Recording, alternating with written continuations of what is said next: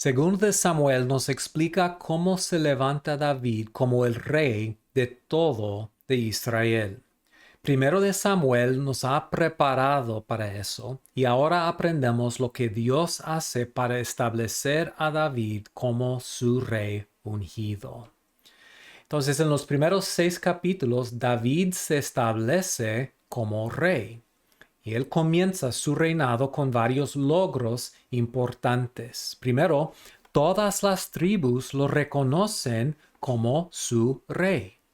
Después de una guerra civil entre la casa de David y la casa de Saúl, en los primeros capítulos, todos los tribus de Israel se reúnen para reconocer a David como el rey de todo el país. Ellos reconocen que Dios lo ha ungido, que Dios lo ha escogido. Leemos de esto en capítulo 5, versículos 1 y 2. Dice, vinieron todas las tribus de Israel a David en Hebrón y hablaron diciendo, henos aquí, hueso tuyo y carne tuya somos. Y aún antes de ahora, cuando Saúl reinaba sobre nosotros, eras tú quien sacabas a Israel de la guerra y volverías a traer. Además, Jehová te ha dicho, tú apacentarás a mi pueblo Israel, y tú serás príncipe sobre Israel. Ellos reconocieron la mano de Dios sobre David. Entonces así se establece su autoridad en la nación. Luego David establece la ciudad de Jerusalén como su capital.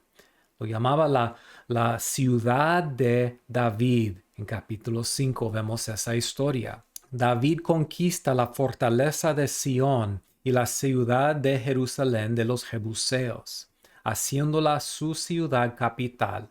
Luego, él conquista a los filisteos con la ayuda de Dios. Dios le da en capítulo 5, versículos 17 al 23, le da la victoria. Y así él trae paz a toda la nación. Y finalmente, en una historia bien importante, en capítulo 6, David demuestra su lealtad a Jehová cuando él trae el arca del pacto a Jerusalén. ¿Por qué es tan importante esta historia? Capítulo 6, versículo 2. Y se levantó David y partió de Baalá, de Judá, con todo el pueblo que tenía consigo, para hacer pasar de allí el arca de Dios, sobre la cual era invocado el nombre de Jehová de los ejércitos, que mora entre los querubines. En otras palabras, el arca del pacto es el trono de Dios mismo. ¿Qué está diciendo David cuando él trae el arca a la ciudad de Jerusalén, a su ciudad capital? Él está expresando su sumisión a la autoridad de Dios. David está diciendo, yo no voy a reinar en autonomía. Entonces, con la llegada del arca, Yahvé está morando en medio de su pueblo, sobre su trono, y David es entronizado como su rey mediador. El reino de Dios entonces ha sido establecido en el pueblo de Israel. Entonces Dios reinando sobre su pueblo por medio de su rey ungido en su lugar. Es la llegada del reino de Dios. Después de capítulos 1 al 6 tenemos un capítulo bien importante. Aquí encontramos otro pacto del Antiguo Testamento. A veces se llama el pacto davídico. En capítulo 7, Dios establece su pacto con David. Ahora quiero comentar sobre el contexto de 2 de Samuel 7. Capítulo 7, versículo 1 dice, aconteció que cuando ya el rey habitaba en su casa, después de que Jehová le había dado reposo de todos sus enemigos en derredor. Entonces, ¿qué está pasando? Ese contexto es muy importante. Está indicando que varias cosas han pasado. Primero, indica que las promesas de Dios a Abraham han sido cumplidos. Dios le ha puesto en su tierra y le ha dado reposo de sus enemigos. Eso era la esperanza del pacto abrahámico. Entonces Israel tiene reposo de sus enemigos y Dios está morando entre ellos, cumplimiento de las promesas antiguas. Los ideales de Edén entonces están siendo realizados. El reino de Dios es establecido y en ese contexto leemos que Dios se acerca a David y hace un pacto con él. Antes de darle el pacto, Dios le da a David las promesas de Abraham. Es impresionante que él repite a David las mismas cosas que le había dicho a Abraham. Por ejemplo, le promete un nombre grande. Te he dado un nombre grande. Es lo que Dios había prometido a Abraham. Le promete, como prometió a Abraham, una tierra prometida. Dijo, fijaré lugar a mi pueblo Israel y lo plantaré para que habite en su lugar. También le promete, como le prometió a Abraham, una descendencia. Dios le dice en versículo 12, yo levantaré después de ti a uno de tu linaje. Entonces, desde el principio hemos visto que la descendencia es todo para el cumplimiento de las promesas. Entonces, Dios le da a David la promesa de una descendencia, de una simiente.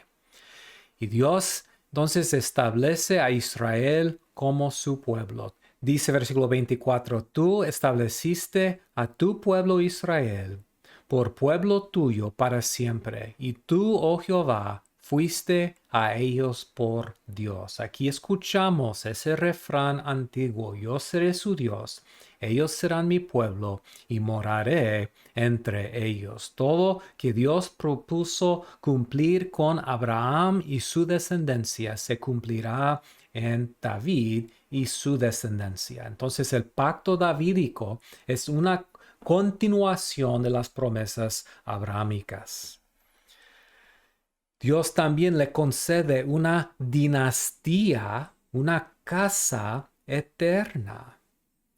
Dios le dice en versículos 12 y 13 que levantará para él un hijo que reinará.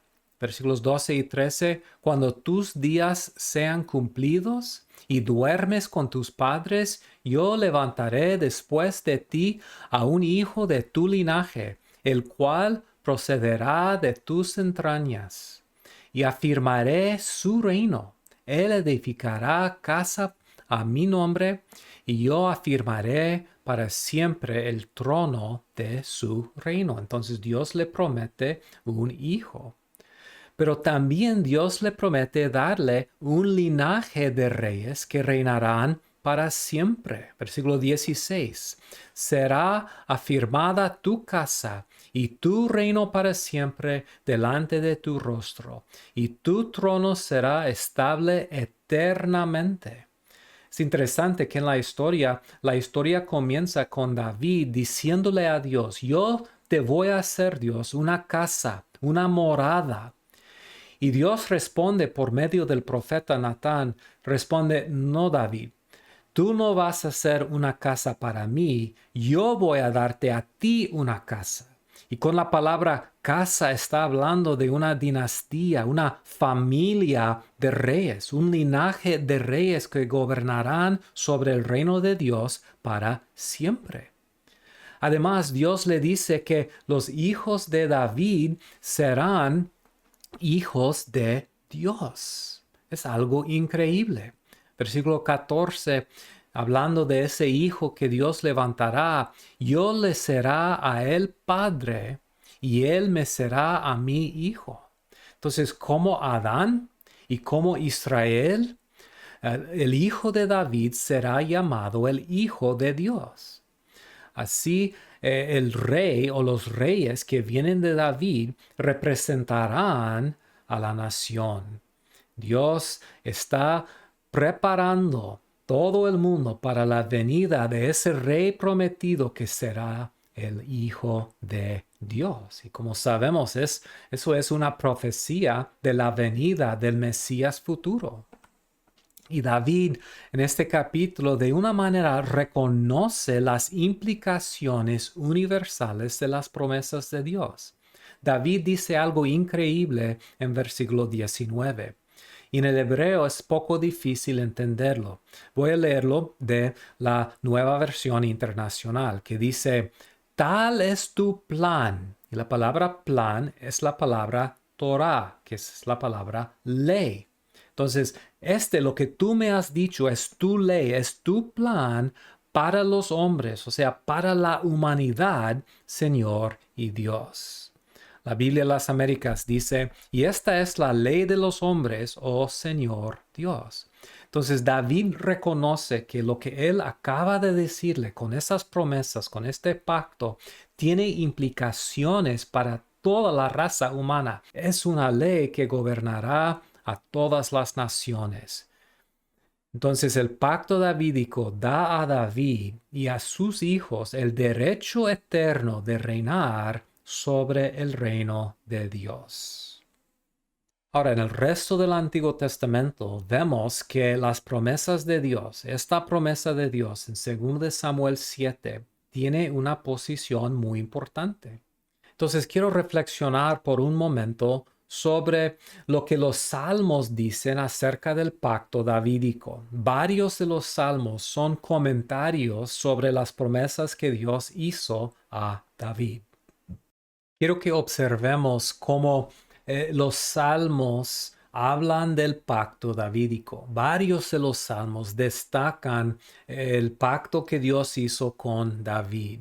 Entonces aprendemos cosas muy importantes sobre los planes de Dios para David en los salmos. Por ejemplo, en Salmo 2 leemos de la rebelión de los reyes de la tierra y la entronización del rey davídico. Salmo 2 dice, ¿por qué se amotinan las gentes y los pueblos piensan cosas vanas? Se levantarán los reyes de la tierra y príncipes consultarán unidos contra Jehová y contra su ungido, diciendo, rompamos sus ligaduras y echemos de nosotros sus cuerdas. Los reyes de la tierra no quieren someterse a Jehová, ni a su ungido, su rey ungido. El que mora en los cielos reirá. El Señor se burlará de ellos. Entonces, ¿cómo responde Dios a la rebelión de los reyes de la tierra contra él? Se burla de ellos. ¿Y qué dice? Luego hablará a ellos en su furor y los turbará con su ira. Pero yo he puesto mi rey sobre Sión, mi santo monte. Entonces, ¿cómo responde Dios a la rebelión de las naciones? Él establece su rey sobre Sión. Yo publicaré el derecho. Entonces ahora el rey ungido está hablando. Jehová me ha dicho, mi hijo eres tú, yo te engendré hoy, reflejando que el rey davídico es el hijo de Dios. Pídeme. Entonces Dios ahora está hablando a ese rey. Pídeme y te daré por herencia las naciones y como posesión tuya los confines de la tierra. Y así sigue el Salmo llamando a los reyes de la tierra a someterse a la autoridad del rey que él está establecido. Entonces la rebelión de los reyes de la tierra refleja el rechazo de los hombres de la palabra de Dios. Entonces este salmo nos da la respuesta de Dios a la rebelión de la humanidad.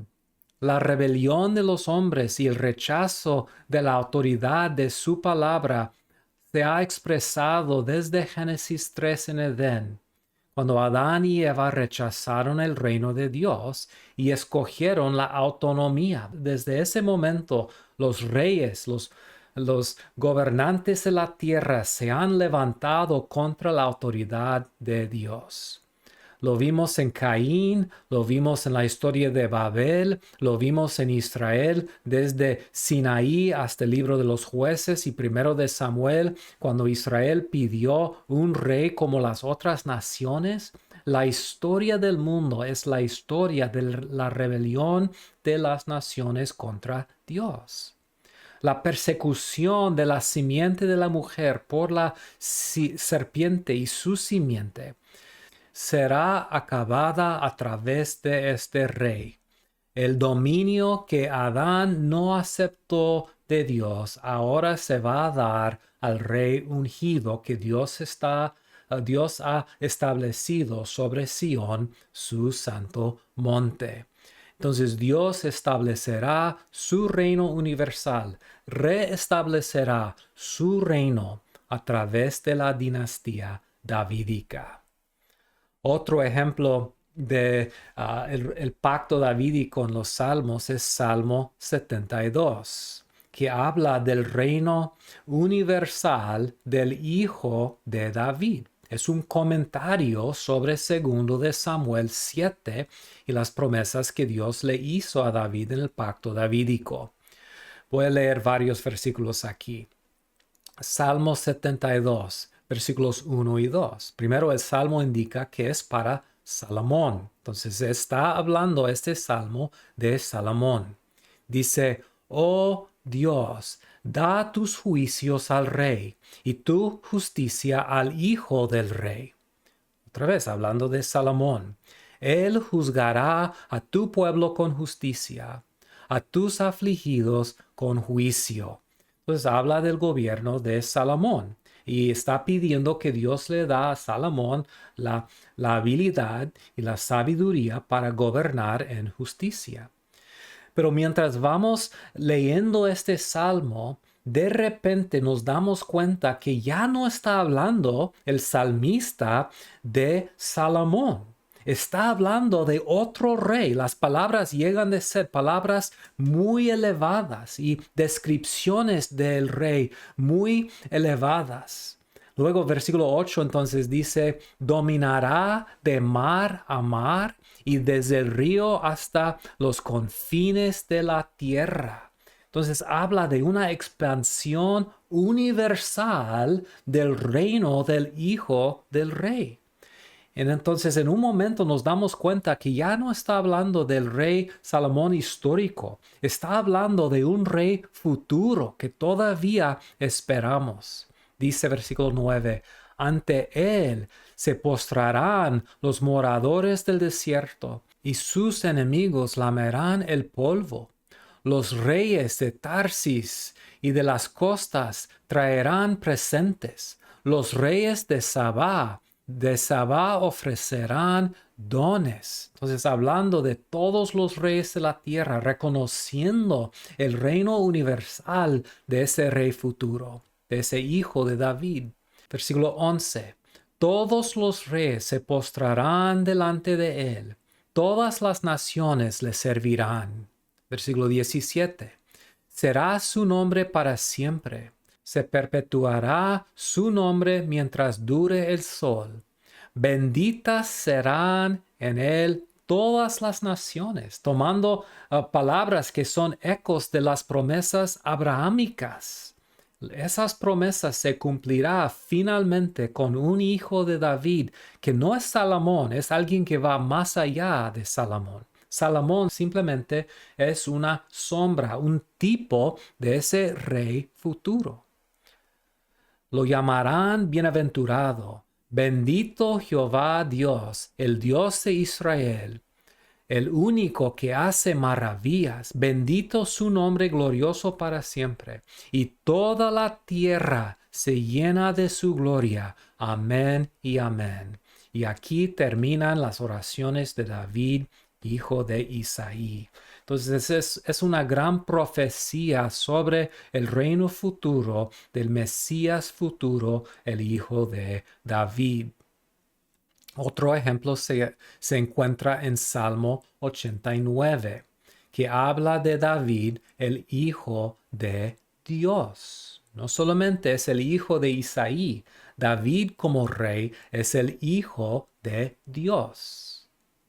Salmo 89, versículo 20 dice, Hallé a David mi siervo, lo ungí con mi santa unción. Mi mano estará siempre con él, mi brazo también lo fortalecerá. No lo sorprenderá el enemigo, ni hijo de iniquidad lo quebrantará, sino que quebrantaré delante de él a sus enemigos. Heriré a los que lo aborrecen. Mi verdad y mi misericordia estará con él, y en mi nombre será exaltado su poder. Asimismo pondré su mano sobre el mar, y sobre los ríos su diestra. Entonces Dios le está dando dominio. Y luego mira lo que dice el rey. Él me clamará, mi Padre eres tú, mi Dios, la roca de mi salvación. Yo también le pondré por primogénito, el más excelso de los reyes de la tierra. Otra vez, parece que Dios le está hablando de David, pero en un momento el lector se da cuenta, ya no está hablando del rey David histórico, está hablando de un rey davídico futuro. Entonces Dios le dio a David dominio. Le llamó a su hijo, hijo de Dios, y aquí le llama el hijo de Dios, su primogénito.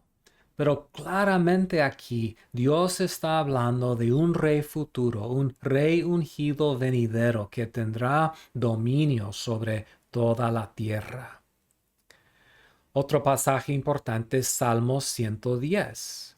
Salmo 110 habla de cómo Dios entroniza a su rey como un sacerdote. Salmo 110 dice, Jehová dijo a mi Señor. Entonces el salmista David está describiendo cómo Jehová habla a alguien que David mismo llama el Señor. Jehová dijo a mi Señor, siéntate a mi diestra hasta que ponga a tus enemigos por estrado de tus pies.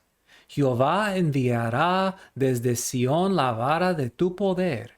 Domina en medio de tus enemigos.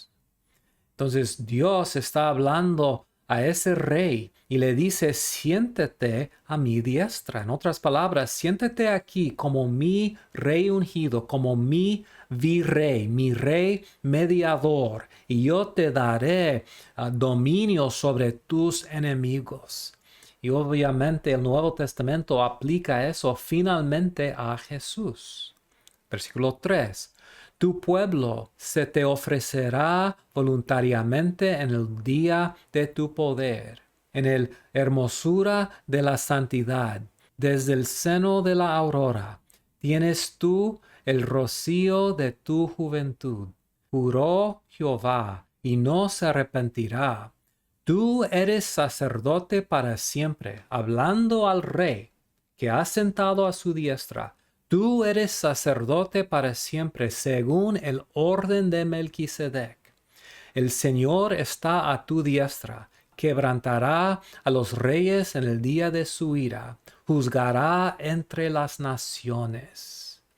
Entonces eso es claramente un salmo mesiánico que está hablando de el establecimiento probablemente de un rey histórico, la entronización de un rey histórico, pero realmente reconoce que ese rey es una sombra, un tipo del rey futuro que realmente se va a sentar a la diestra de Dios mismo. Ahora vamos a considerar el significado del pacto davídico y simplemente quiero destacar varios puntos importantes. Primero, el pacto davídico da dirección y movimiento para la historia que sigue. Hasta el pacto davídico, la historia se ha centrado en las acciones de toda la nación y las consecuencias de sus actividades. Pero desde 2 Samuel 7, el enfoque de la historia será especialmente en el líder, el rey. Ahora las acciones del rey determinarán el destino de la nación.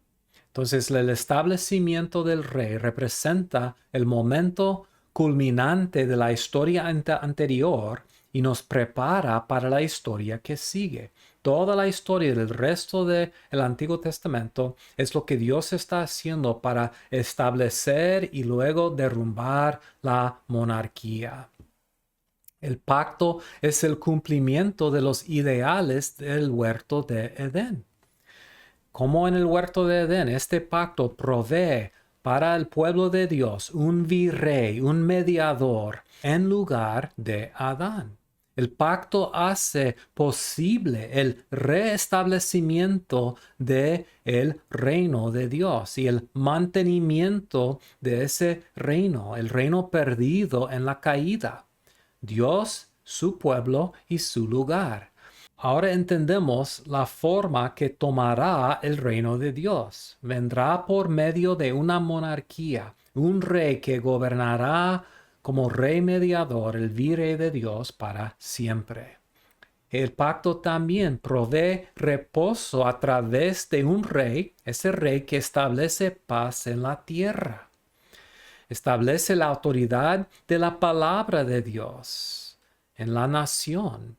Y eso otra vez es lo que Dios había dicho en Deuteronomio 17, cuando Dios le dijo que la responsabilidad del rey será tener una copia de la palabra de Dios y meditará en la palabra de Dios para poder guiar a la nación.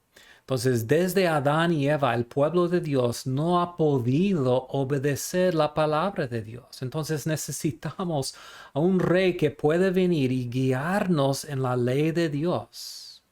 Además, el pacto provee el medio por el cual los pactos anteriores serán cumplidos. El establecimiento de la nación como pueblo de Dios en el lugar de Dios se cumplirá por medio de este rey y es el cumplimiento de esos pactos anteriores. La bendición para las naciones prometida en la historia de Abraham vendrá a través del rey davídico que reinará sobre todas las naciones. El papel misionero de Abraham y luego de Israel se llevará a cabo en él, ese rey universal. Él será un sacerdote y un rey mediador para las naciones. Las naciones serán reconciliadas con Dios a través del rey davídico. Todas las esperanzas de todas las épocas del Antiguo Testamento se cumplirán por medio del descendiente futuro del linaje de David. Entonces el pacto establecerá el reino de Dios en la tierra por medio de la monarquía. Y el pacto nos prepara para el Mesías, el nuevo Adán, el hijo de Abraham, el verdadero rey mediador. Y por eso el Nuevo Testamento abre con esas palabras famosas. Libro de la genealogía de Jesucristo, eso es Jesús el Mesías, el rey ungido, Jesucristo el hijo de David, el hijo de Abraham. Entonces, con la venida un día de Jesucristo, todas las promesas anteriores a Abraham y a David serán cumplidas.